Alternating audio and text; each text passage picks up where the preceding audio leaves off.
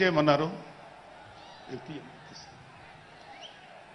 అంటే నన్ను, మా ఫ్రెండ్ అజయ్ గారిని, అలాగే మర్రెడ్డి గారిని, రత్నం గారిని, శంకర్ గౌడు, మహేంద్ర, పంచకర్ల సందీపు, ఇలా మాకందరికీ పిఠాపురంలో పనిచేసే అవకాశం ఇచ్చారు.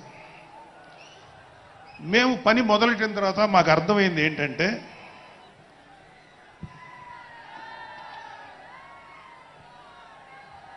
పవన్ కళ్యాణ్ గారికి ఆల్రెడీ ఇక్కడ విజయం ఖరారైంది. మనం ఓన్లీ పని చేస్తున్నట్టుగా ఉండడమే తప్ప మనం కొత్తగా చేయాల్సిన పని ఏమీ లేదు అని చెప్పి నాకు అర్థమైంది. నాకే కాదు మా అందరికీ అర్థమైంది. సో మేము దీన్ని ఎంత గొప్ప అదృష్టంగా తీసుకుంటున్నామంటే, పవన్ కళ్యాణ్ గారు మీరు పని చేసేటువంటి మేము ఇక్కడ ఏదో పని చేసాం అనే తృప్తి మాకు ఇవ్వటం కోసం ఆయన ఈ మమ్మల్ని అపాయింట్ చేశారు తప్ప ఆయన గెలుస్తారన్నది, ఆయన అఖండ విజయం సాధిస్తారని ఆయనకు ముందే తెలుసు. కానీ ఆ సాటిస్ఫాక్షన్ మాకు ఇవ్వటం కోసం మాకు ఈ అవకాశం ఇచ్చారు. అయితే అది మా అదృష్టంగానే ఫీల్ అవుతున్నాం.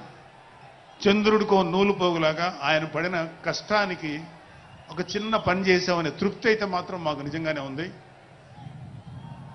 అయితే ఇక్కడ పిఠాపురంలో పవన్ కళ్యాణ్ గారు అఖండ విజయం సాధించడానికి రెండు ఫ్యాక్టర్స్, 2 ఇంపార్టెంట్ ఫ్యాక్టర్స్. ఒకటి మన ప్రెసిడెంట్ జనసేనాని పవన్ కళ్యాణ్ గారు అయితే, రెండో ఫ్యాక్టర్, నాట్ వ్యక్తి, ఫ్యాక్టర్ పిఠాపురం జన సైనికులు, పిఠాపురం పౌరులు, పిఠాపురం ఓటర్స్. వీళ్ళిద్దరూ లేకపోతే మేము ఎంత ఏమి చేసినా ఏం ఉపయోగం లేదు.